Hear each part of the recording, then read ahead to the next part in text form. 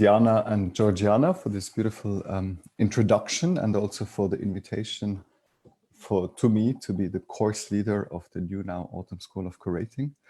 I'm always a little bit shocked when I hear, the idea of the New Now and so on, because for me it's maybe more just like a slogan I put up in the world, and we will see what we can do with it. There's actually a term, as you can see here in the background, that is from a Swiss artist, Kerim Seiler, and he used to use it for a project which he was doing in South Africa. Today, I will quite classically just read a text, kind of my journey into what I think or could be the new now. It will be colored a lot with avant-garde art from the last century, because that is how I was trained the last 15 years and brainwashed.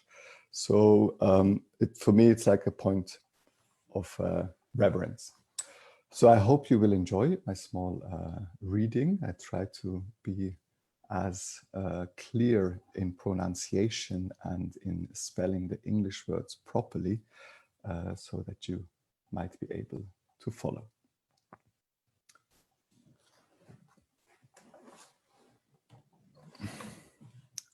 My journey into the new now started 2 years ago in summer 2018.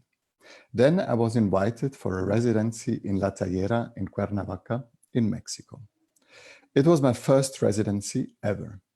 So my plan for the duration of the residency was not to have a plan. I had been working very long on plan and with plans, all of them fully dedicated to Cabaret Voltaire. They were dedicated not only to the joyful curatorial work on artistic program, but unfortunately, above all, to the laborious fundraising and political justification in the local province of Zurich, where the birthplace of Dada is located. In my Don Quixotesque struggle with the Zurich windmills of bureaucracy, the deep valley narrow-mindedness of cultural politics, and the incestuous sheets of the local art scene, the book Philosophia, here, by Iliast gave me much comfort.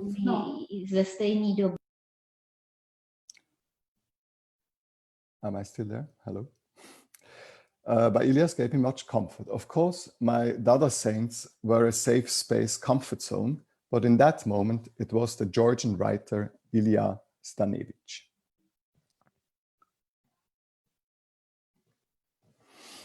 For at one point in the story, Ilias realizes that all the efforts and plans that he and his Russian Tsarist companions are forging to reconquer the Hagia Sophia in Constantinople as a Byzantine Orthodox sanctuary are nonsense.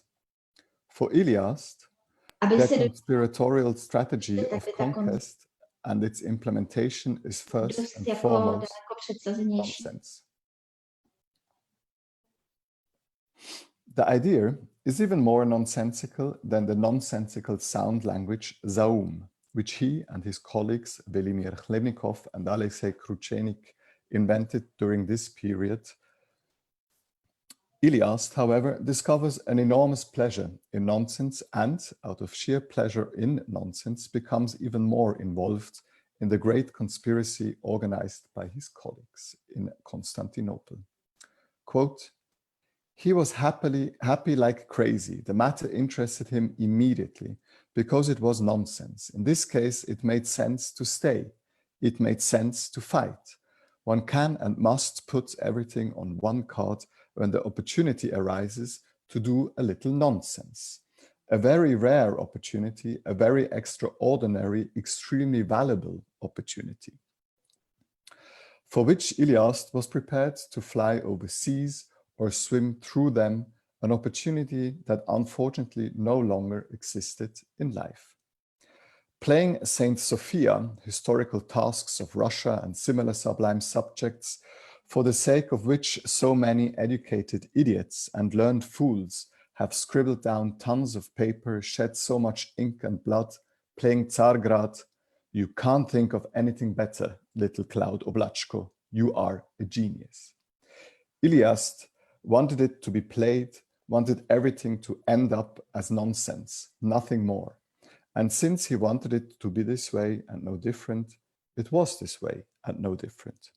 So that was all said, and as little philosophy as possible, please. End quote. In the first night, alone in that villa with pool in the jungle of Cuernavaca, I wrote the word animism on a piece of paper. A word I had learned half a year ago in the paradisiacal oasis of Riyadh in the desert of Morocco, when I read for smooth entertainment Yuval Noah Harari's first bestseller, A Brief History of Humankind. According to Harari, when it comes to the development of our DNA, we are basically still nomadic hunter-gatherers. However, Harari's hunter-gatherers have the wonderful ability to be animistic. They live in a magical world full of spirits that animate all beings and non-beings in their environment and beyond. With their magical animism, they are so connected to the world that they live in harmony with nature, with plants and animals, with flora and fauna, as well as with rocks, rivers, and mountains. They all have universal abilities. All of them are doctors, hunters and gatherers, cooks and carpenters, educators and artists. Harari's hunter-gatherers are specialized in everything because they do not have specialists. They seem to be superhumans who made their age the golden age of humankind. Today, we have a great romantic longing to return to the womb of Mother Nature and Mother Earth, to Gaia. It is a kind of de-alienation of humankind that we are trying to create in an auto or symbiotic way. We want to make humankind great again, and we want to start talking to octopuses. Countless activists, philosophers, biologists, science fiction and best-selling authors, artists and architects see this harmony of humans and nature as the only solution to save the planet and with it, humankind. They paint the icon of our post-apocalyptic life with the golden background of this age in bright colors. In the naive isolation of my residency, I had to admit to myself that I also tend to have this pathetic view of things and events. The kitschy idea of the magic of animism is also very close to my heart. These tendencies are probably the reason why I'm quoting a best-selling author and not some fancy speculative realists, obscure object-oriented ontologists, or cutting-edge cyber-feminists. I don't know what traumatic experience Harari had that gave him such a pathetic and kitschy picture of the world, but in my case, it was the brainwashing by avant-garde art and thought that created total artworks by the meter to guide humankind into a better future. And as I discovered after a few hours in the Spartan villa with its lush garden in Cuernavaca, the man in whose bed I was sleeping had a similar inclination towards universal missions. He explained that there is no other way than theirs. No hay más ruta que la nuestra. There was no other way than that of the muralists. Muralism, David Alfaro Siqueiros explains, is the only real artistic innovation since the Renaissance. Between Michelangelo's Sistine Chapel and the wall paintings of Siqueiros, there was basically no art. What a beautiful audacity. It is therefore not surprising that Siqueiros later became known as a megalomaniac artist subject who created the greatest mural paintings of all time.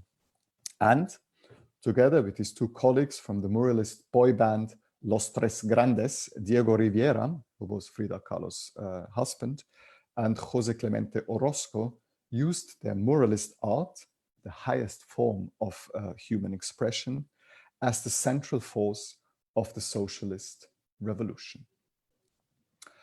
Los Tres Grandes were in good company with other male avant-garde artists. Filippo Tommaso Marinetti stood on the roof of the world, singing about the love of danger, glorifying aggressive action and war, the beauty of speed.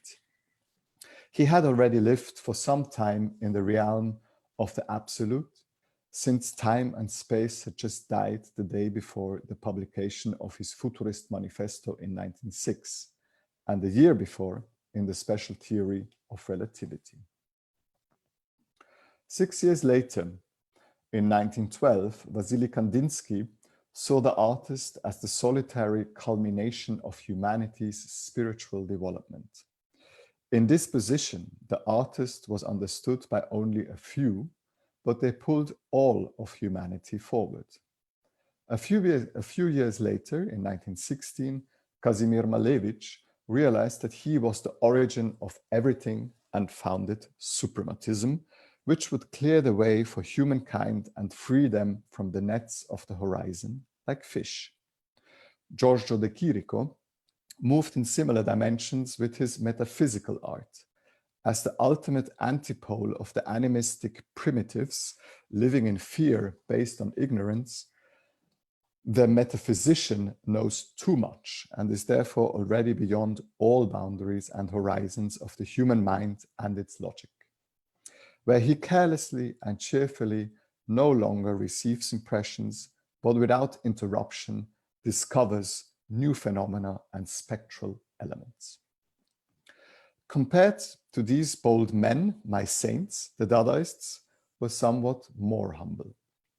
In Zurich, the financial eye of the storm, the spa of the world, they sang, painted, abstract art, made collages, composed poems, and danced in search of an elementary art and a new order that would heal humankind from the madness of time and create a balance between heaven and hell. In search for new art, their boldest act was to say that they wanted to get rid of all isms.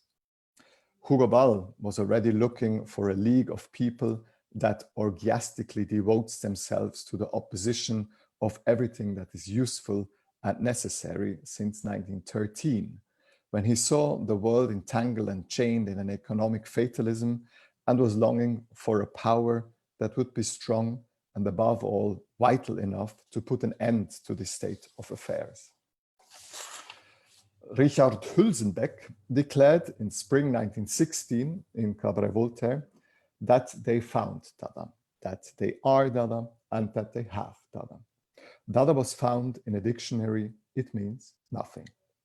With this meaningful nothing, they wanted to change the world, they wanted to change poetry and painting with nothing, they wanted to end the war with nothing.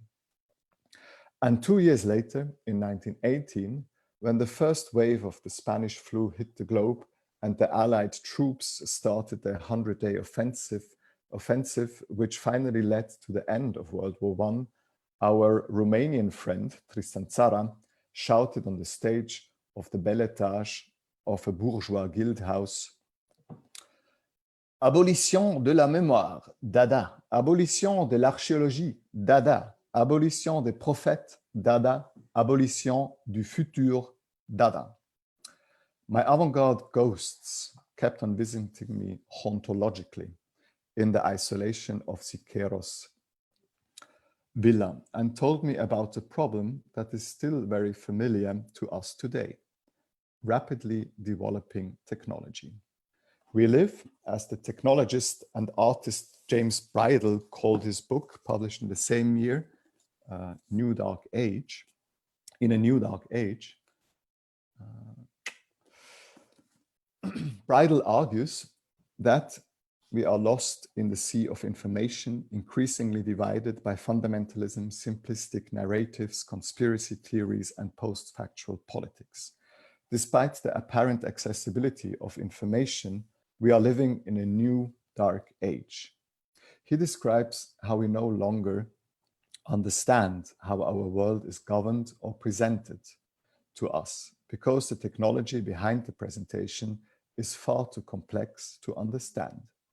Like many cultural pessimists of this and the last century, He wants to reveal the dark side of the utopian dreams of the digital sublime hyper objects that professionally stoned enthusiasts create in the Silicon Valley.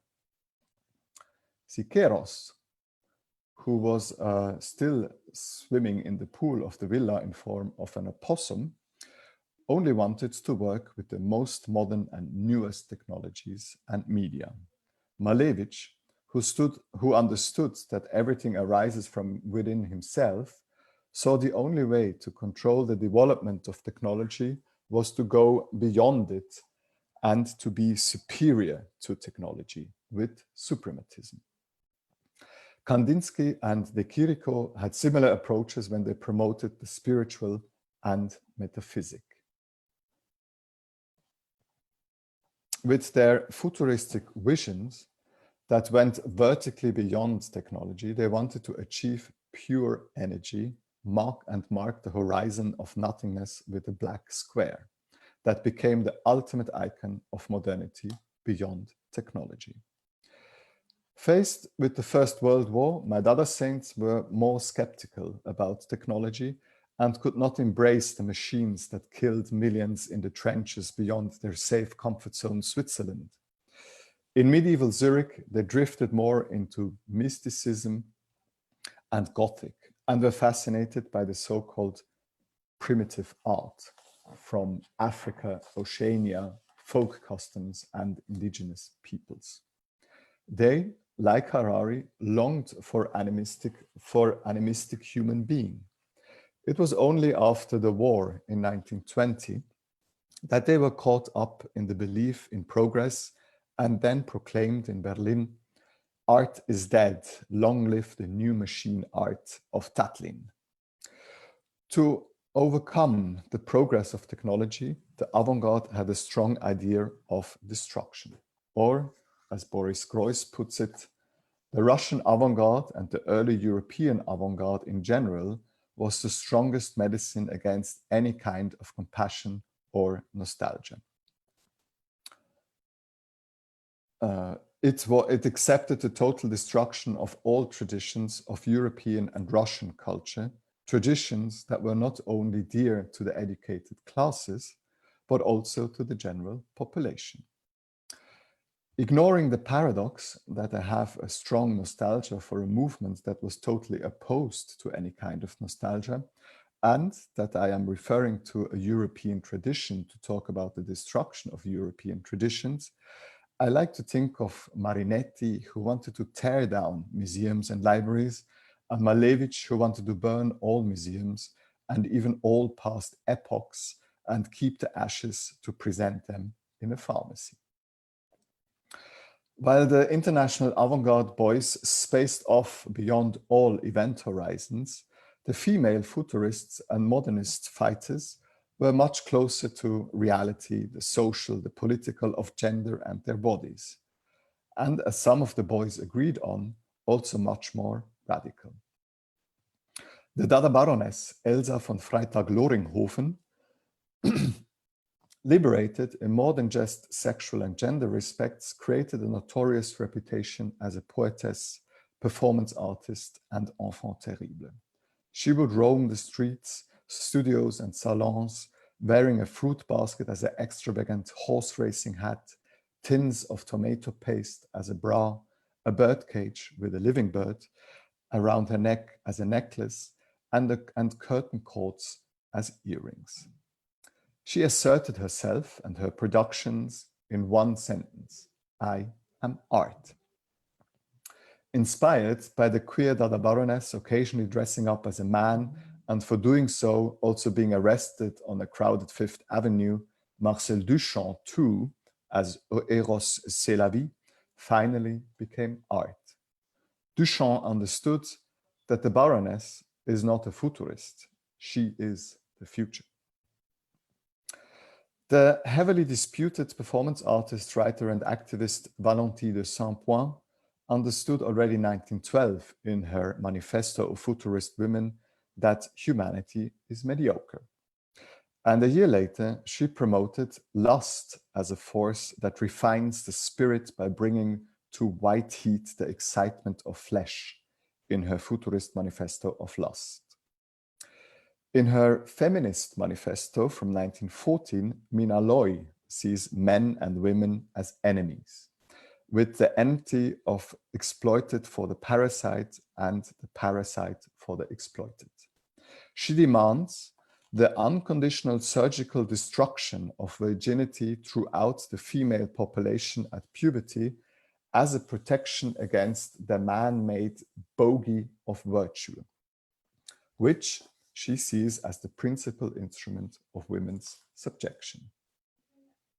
What kind of men can be enemies of women gets clearer in Hannah Höch's photomontage, cut with the kitchen knife Dada through the last Weimar beer belly cultural epoch in Germany.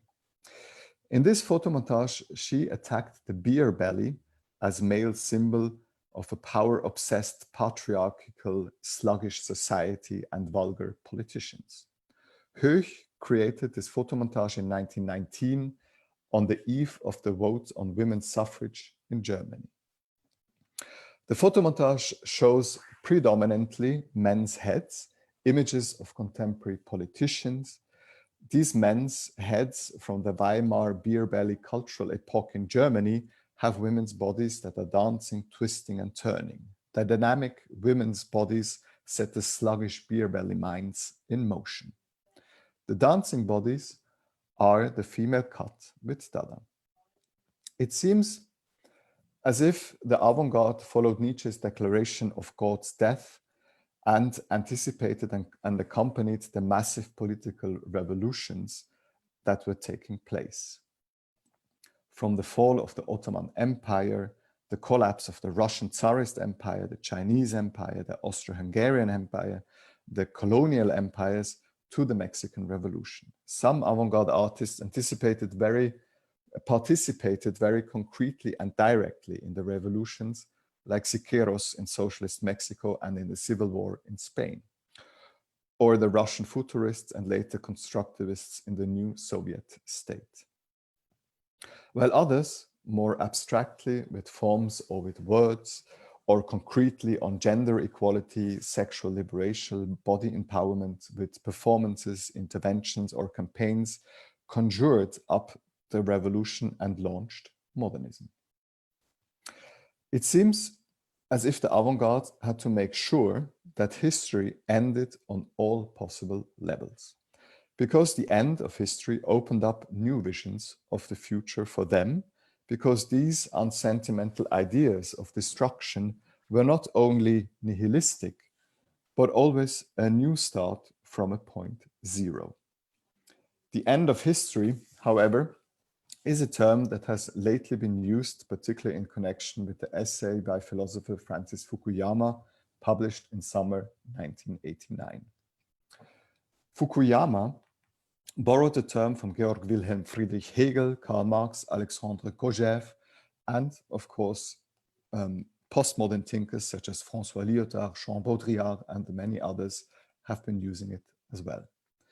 According to Hegel's original conception, the end of history is the victory of a great ideology over all others. Fukuyama's idea is that liberalism triumphed over communism after both had triumphed over fascism. When the Iron Curtain fell and the internet was born, Fukuyama declared the end point of mankind's ideological evolution and the universalization of Western liberal democracy as the final form of human government. In the past 3 decades, indeed, we have seen how neoliberalism, without any ideological opponent, could spread everywhere. Each of the past 3 decades has been marked by a more or less global crisis.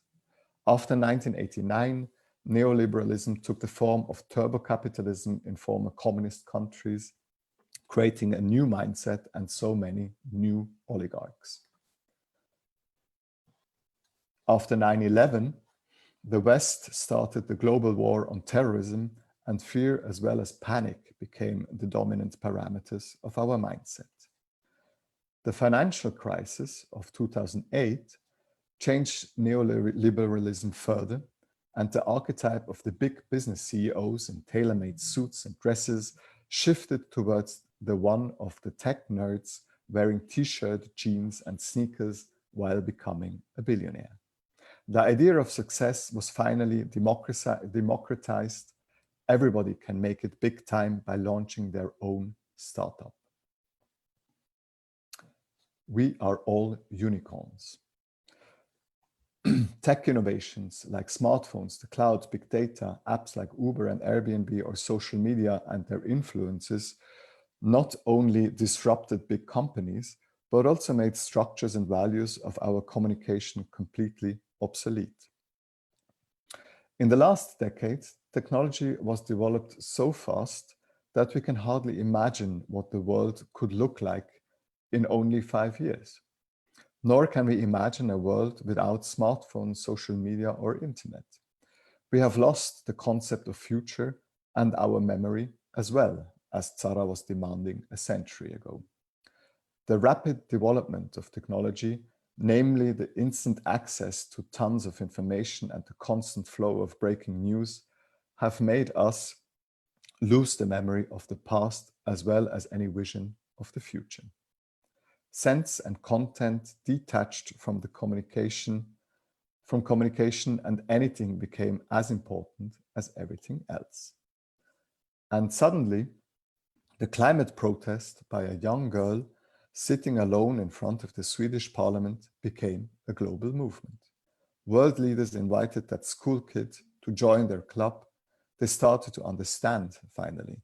They even claimed that they had changed their mindset and now needed to create a sustainable world. The question of how to save the planet and how to create fairer economies should finally lead us to better business making and to a healthier future. And then Australia started burning and COVID-19 exploded in Asia. A few weeks before I boarded the KLM flight to Mexico, I heard from the philosopher and media theorist Bernard Stiegler that the world scientists, that is 15,364 scientists from 184 countries, had sent a second message about the warning to mankind that their predecessors, over 1,700 scientists, including 104 Nobel Prize winners from 71 countries, had issued 25 years ago. In 1992, they warned that a great change in our stewardship of the earth and of life on it is required if the vast human misery is to be avoided. In 2017, 10 times as many scientists stated that with the exception of stabilizing the stratospheric ozone layer, humanity has failed to make sufficient progress in generally solving these foreseen environmental challenges, and alarmingly, most of them are getting far worse. Moreover, we have unleashed a mass extinction, the sixth in roughly 540 million years, wherein many current life forms could be annihilated or at least committed to extinction by the end of this century. From the French-tinged words of Bernard Stiegler, I understood that the world could end in the next 50 to 70 years. In spring 2019, an Australian climate risk task force corrected the doomsday date to 2050. And in summer 2019, the US Air Force and NASA anticipated doomsday to 2040. Soon, or even now, during the isolation of the pandemic lockdown, we start to say, now, the end of our world is happening now. The house is on fire, as Greta Thunberg says.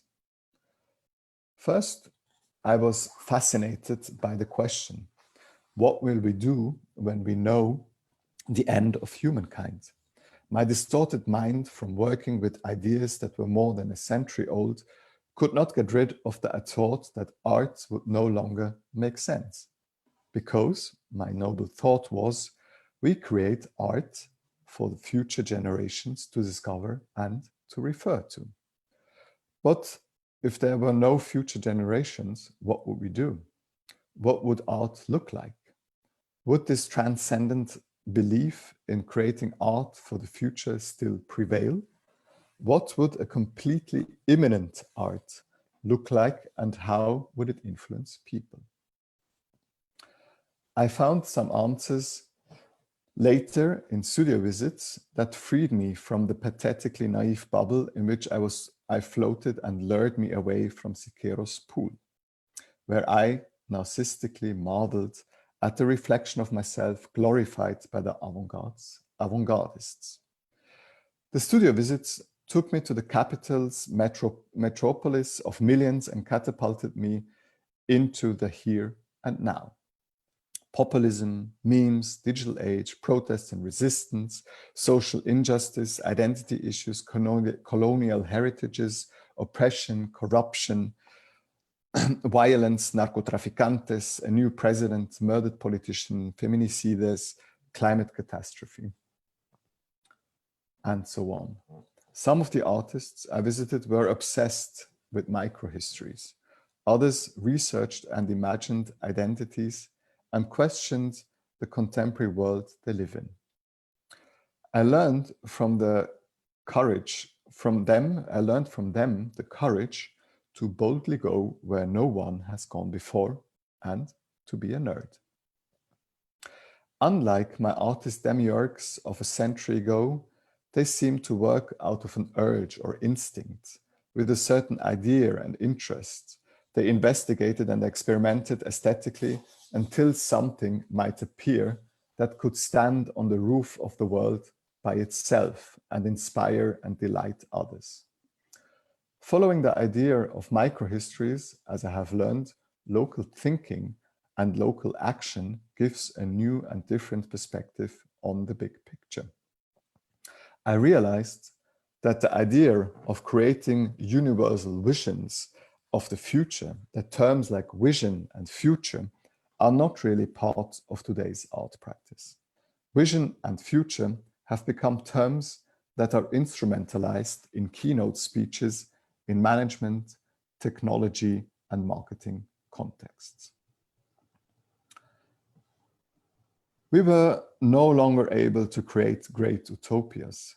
And in the face of this omnipotent hyperliberal colossus, we continued to practice postmodern deconstructivism. We explored our local communities and even ourselves with the principle of microhistories in the hope that we could draw conclusions from the small to the big. It no longer made sense to refer to the past, to practice culture in order to learn for the future and to create art. The principle to which we as humans had been referring since we learned to inhabit caves was no longer valid. We could no longer learn from the experience of the past. We could no longer learn because we understood the past only as means of decorating and shaping the present. At best, as a boastful instrument to perform knowledge and to stand in the way of different thinking with the pretentious, surprised look and wisely raised eyebrows. We neither knew what to do with the past, nor could we create utopias for the future. We simply did what we would do if we knew the world was coming to an end. We focused fully on the present. To end the idea of the end of future, I was able to create an exhibition in La Tallera, where I had spent my haunted residency. Right next to the villa of David Alfaro Siqueiros was his giant studio, which today serves as a museum. Using the thoughts and ideas mentioned here as a backdrop of the exhibition, I transferred the villa into the museum in a highly symbolical, but also very literal manner. All the rooms I was roaming there the year before in dialogue with the century-old ghosts were now built into the big hall of the museum, giving it a labyrinthic spatial structure. The exhibition played with the idea that end of future as a notion could open up perspectives and even imaginations into a new now. End of future showed different approaches by artists that deal with art historical references, transhistorical works in abstraction, contemporary post-apocalyptic situations of war and lost hopes, escapist dreams, surveillance, human and environmental catastrophes, spiritual and religious narrations and icons, playful compositions and interpretations of reality, alternative myths, personal universes of obsession, psychographies and soundscapes, opening vast fields of imagination, and the creation of new creatures and megalomaniac totalitarian utopias that change our understanding of politics and society. With End of Future, I hope to expand the now eternally and end time, to actively and consciously use the now. Unfortunately, the universe took this idea a bit too literally and locked down a big part of our planet, so that the artworks from the exhibition that ended in March this year are still there, a year after the opening of the exhibition. The current pandemic makes us experience what our mind has already been passively tuned to. Different from all dystopian Hollywood movies about the end of the world, we will be as passive as our end of future. Stay at home and please save the world by sitting on your couch. In this self-quarantine time, our mindset is changing. Now, the end of future clearly unfolds. Nobody can imagine what is truly coming. The term for the time being, or until further notice, dominates the current thinking. Physical movement has been reduced, making time horizons disappear and the concept of duration totally different. Our minds are struggling to imagine even the closest future, like the next few weeks, and 2020 seems to have passed in no time. But we also start to feel how important human contact is.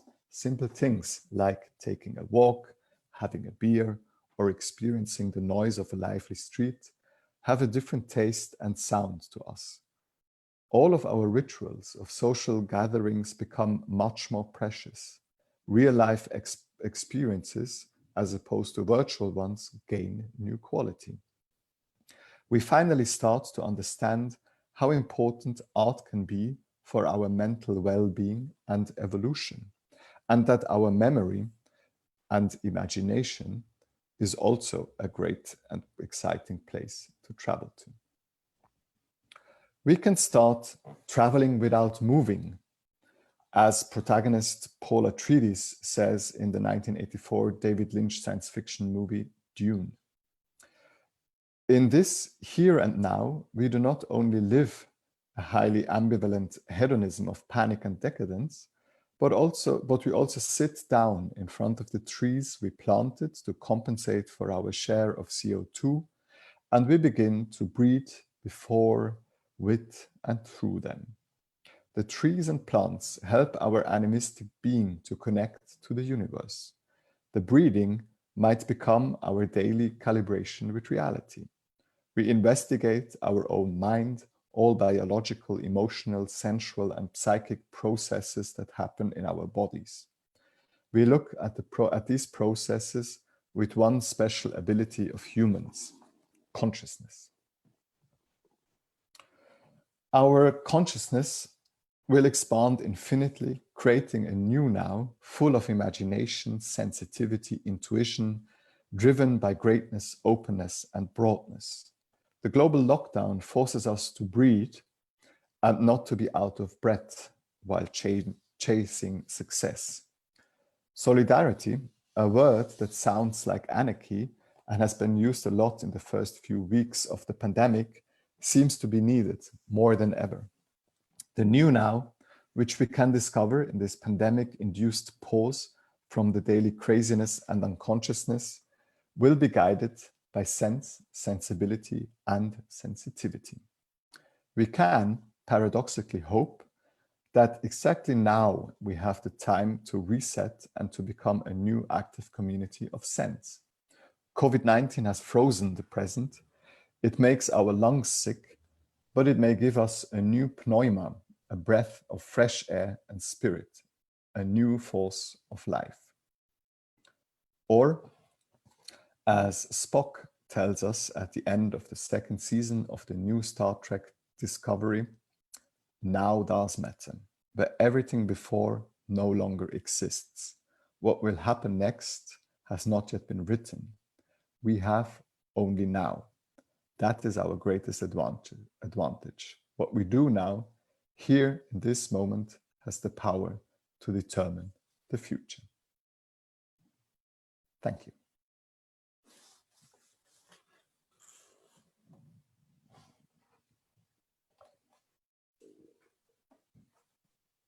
Thank you very much, Adrian.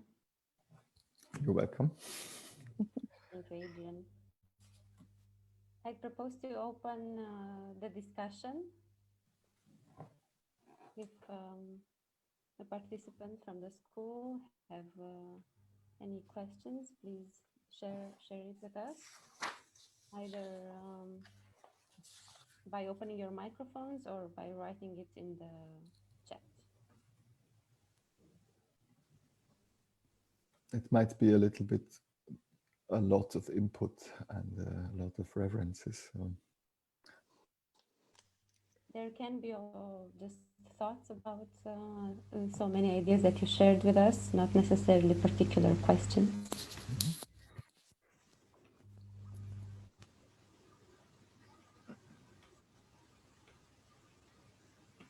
Hey, so I have a question. You started the conversation talking about the early 20th century kind of Zaum, meaninglessness, nonsense. I wonder, of course, we're disregarding everything in the past, do you think meaninglessness has a place in 2020? Kind of what does it look like? Yeah, is there a place for it? You mean if nonsense has a place in 2020? Yeah. I think one can answer the question in two ways. On the one side, I think nonsense is omnipresent everywhere, in our daily lives and how we experience contemporary world. But and in that sense, that's why I quoted Ilyas. I think in certain ways of working, we just have to go with the flow of nonsense. Enjoy it. That's certain things, just don't make any sense, and otherwise we get totally how would you say, demotivated to actually do anything. But I think on the other side, there's of course a strong longing, and maybe that's not on the other side, but as a reaction to this, for meaningfulness and for sense. So I also end basically the presentation with this idea, which I stole from Jacques Rancière, the idea of sense, sensitivity, and sensibility, that the word sense has a lot of different dimensions. And so in a way, yeah, it's a quite simple relation between nonsense and all meanings of sense.